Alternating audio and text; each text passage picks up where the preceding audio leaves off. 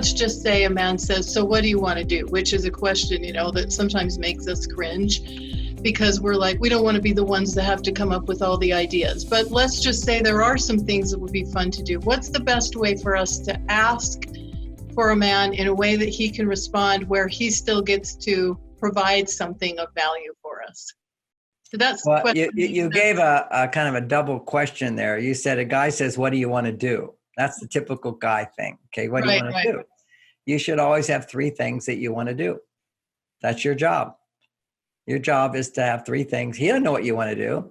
So what do you want to do? Now, certainly it would be better if he thought of 3 things and said, oh, we could do this, we could do this, we could do this. What do you want to do? That would be nice, but he's not going to do that. He's not trained to do that. He doesn't know the value of that. He doesn't know that that's winning the lottery if you do that.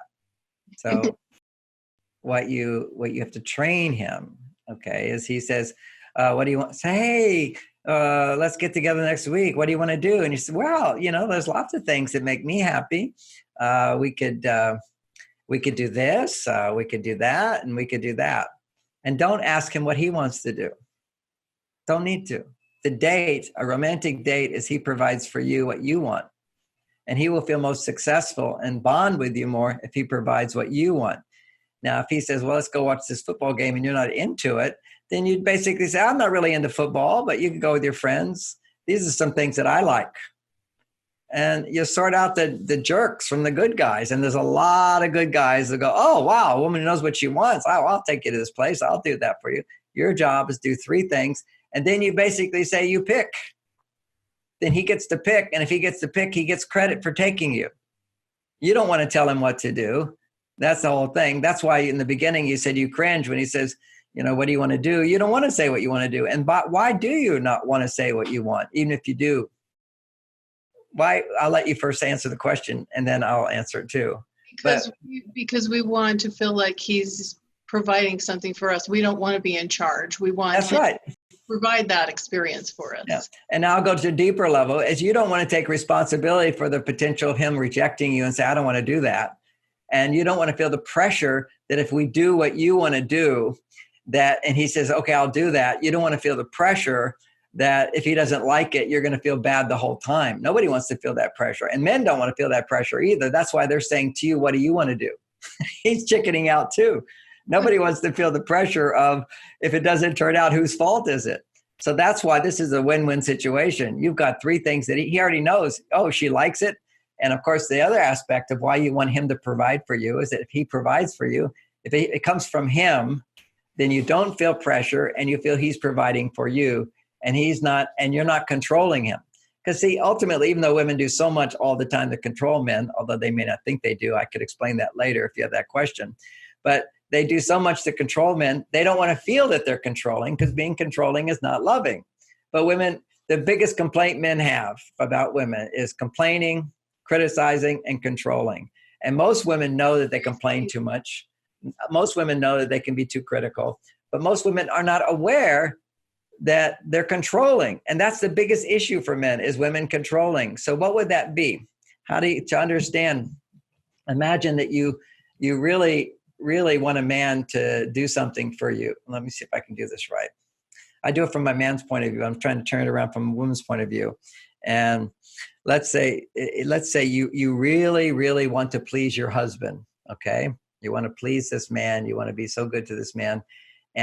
But if ever you're disappointed about something, he gets very upset. So you're in this relationship and you always want to please him and you don't want to upset him, but you feel disappointed about something, but you can't be disappointed about something. You're feeling controlled, right? Right. You want to feel controlled? Isn't that controlling? Because he's demanding you to be a certain way. Then see, it's better for me to give this example from the man's point of view. The number one thing that makes men happier is your happiness. So when you say, this doesn't make me happy, then everything inside of him says, okay, then I have to adjust myself in order to make you happy. And if that doesn't make you happy, then I have to adjust myself to make you happy. So that's what men's basic need is in a relationship, is to feel needed by you, to provide for your needs. Your basic need is not to feel needed by a man, although you think it is. Okay. Because you think if he needs me, he won't leave me. No, if you need him, he won't leave you. Just that's the truth. If you need him, he won't leave you. But if he needs you, you think, oh, if he needs me, then he loves me. What he needs is a little funny with words here, but what he needs is to feel you need him and he's successful at providing what you need. Then you'll never lose him. Okay? But then what happens is women get into this place of, well, does he need me? Does he not need me? If he doesn't need me, he'll leave me. Well, on one level, that's true. He does need something, but what he needs is for you to feel you need him. And why does he need that? Because you can't love him unless you need him. You can love him like a child, but that's not what he wants. Right. You can be his mother. That's not what you want. That's not what he wants. For him to feel like a man and have physical intimacy and adult love, he needs to feel he is providing something of value and meaningfulness to you. And so you have to feel, I need it. You have to feel like we all need food. A simple example of this is our need for food. If you go for 2 days without food, no matter what you eat, it's going to taste good. Right. I love this. I love this. I love this. Doesn't have to be some great dessert or whatever. It's a bagel with cream cheese and you go, oh, delicious. Okay. So this is feeling your need for something allows you to feel appreciation and love. Without feeling the need, you can't feel this kind of love, which is the kind of love that men need, which is to appreciate what he offers, to accept who he is, even though he's not perfect, and the trust he's doing his best, and the trust that his intent is to be there for you, even though he can't always be there for you. Those are key things.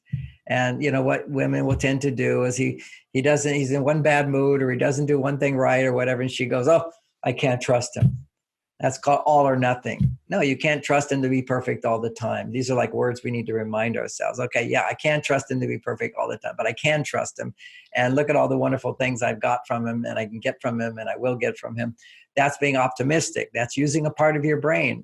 But if you're in fight or flight, meaning your body's making adrenaline or cortisol, your body goes into this brain bias of focusing on negativity. And you can't get out of it until you get your stress levels down. And you can't get your stress levels down if you're a woman until you until you do things without depending on a man.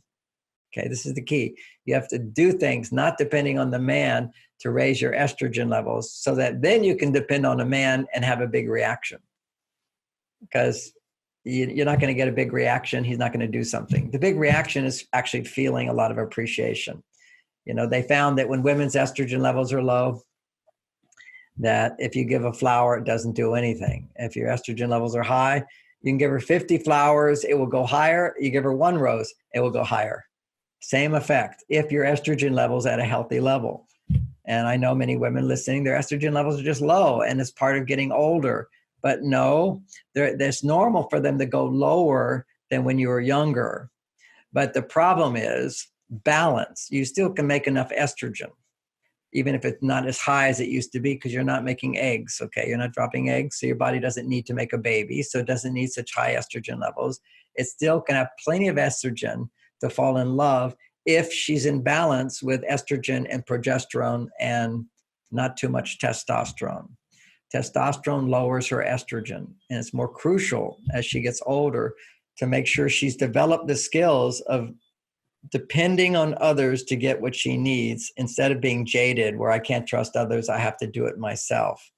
And maybe in certain areas you do have to do it yourself. That's okay as long as you're anticipating other areas of your life like gardening, like your children, like singing, being in groups, going shopping, you know, where you're depending on other cooking, other things that can make you happy. This is your hobbies, the things you need to do in order to be happy. So you're depending on that. And of course, your doctor visits, that's always a good, your therapist or coach. These are all people you depend upon. Take classes where you're depending on a teacher. Go to a yoga class or aerobics class where you have somebody leading you. Go to dance classes. You know, you can get partners in a dance class and they'll lead you around. And, you know, I was doing a dance class in some hippie town recently, a friend of mine, kind of hippie person. And and they were practicing the woman leading the man leading the woman, and the woman, and the women wanted to lead the men. I said, "This is so crazy. We're dancing in order to stimulate the ideal hormones. The ideal hormones for women is depending on a man or a partner to lead you. That's the point of it, not to be leading a man. You start feeling like a mother." And that's what will happen in an intimate relationship if you go too much into the leading part. But you train, in a sense, you're not leading him when you say, "Here's 3 things I'd like to do, you pick." See, you're saying you pick, you decide. Whenever you get a guy to decide, good. And little tricks as well. Should I wear, if you're married, should I wear white or black? And I remember my wife, she used this, I said, "Oh, wear the black." She goes, "Oh, I think I'm going to wear white." Why do you ask? This is the point of men. And I know why she asks. It takes, it's nice to be able to get points of view and your mind becomes clear. But as a way to build intimacy, if he says wear white, you ask, it means both are possibilities. Wear what he says. The whole evening, he'll feel like he's your designer. He'll take credit for you. He'll, "Oh, I did that outfit." He'll feel good. He'll feel more connected. Anytime a man has to take responsibility for you, he feels more connected to you. Anytime you are responsible for him, he will lose connection for you or have less connection with you. I think this is so profound, John, what you're saying here. I think it's so powerful and so important, especially for those of us, myself included. For many years, I was single. I've now been married for 13 years, but I felt like I had to do everything by myself.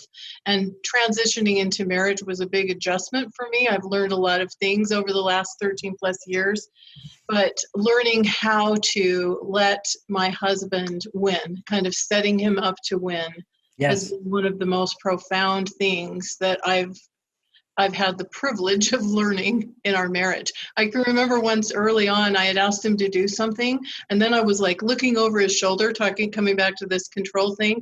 I was looking over his shoulder and giving him a few tips on how I thought he should be doing it better. And he turned to me, you'll laugh at this, he turned to me and he said, "You can either tell me what to do or how to do it, but not both."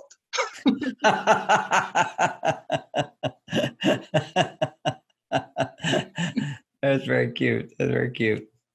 So well, over the years, I've learned more how to set him up to win. I kind of think of it like a basketball analogy where maybe I'm like the guard dribbling the ball down the court, but I'm going to pass it off to him because he's closer into the basket and he gets to make that basket. But because we're on the same team, we both win. He wins. He gets the credit for the basket because he put the basket in. And but you're part of the team. See, that's the beautiful thing about women. They have the awareness, the inclusiveness to feel that. If I do something, it's a feather in my hat. If I do something for my wife, she will say to her friends, "It's a feather in her hat. Yes, my husband did that for me." You see, it's like we get the feather in our hat is different. And always we did that is a thing that increases estrogen in women and in men, as opposed to I did that. And I did that as a testosterone producer. And I understand, there's a place for women to be in their testosterone world. I'm not against that at all. It's just, it gets too much. It's finding that balance. And to find that balance, it doesn't feel real or authentic. It doesn't feel like me. Once you're over on your testosterone world, it feels unnatural to go back to your female side. You're going against the momentum. See, there's a momentum when you're on that male side, and to turn it around is like turning around a big ship. It doesn't just flip back. It takes practice, it takes intention, and it takes feeling awkward. It feels uncomfortable sometimes. This doesn't feel like me. That's why lots of women, when they hear me talk about men are from Mars, women are from Venus, they say, "Well, I feel like I'm from Mars and I'm not that woman you talk about." I say, "Yeah, she's inside of you. You just haven't found her. And to find her, it's not going to feel like you until you get there. And once you get there, you go, oh, this feels like home. But it will take a while. But, if you've never had permission to be there, that's a big deal. Our society today, if your mother did not have permission to be there, you won't have permission to be there as a little girl. And, huge, so many problems in the world today, but one of them is well, it's not about our topic, but I'll just toss it in. I wrote a whole book called Boy Crisis. These boys are growing up into men, and they're just not going to be good partners. Boys are twice as many women today are graduating from college than men. Just look at that. Yeah. And all this stuff about how women get underpaid. Actually, Women under 35, okay, they're a different genre. They went to college, they have college degrees. Women under 35 compared to men under 35, women make 20% more than men for the same job.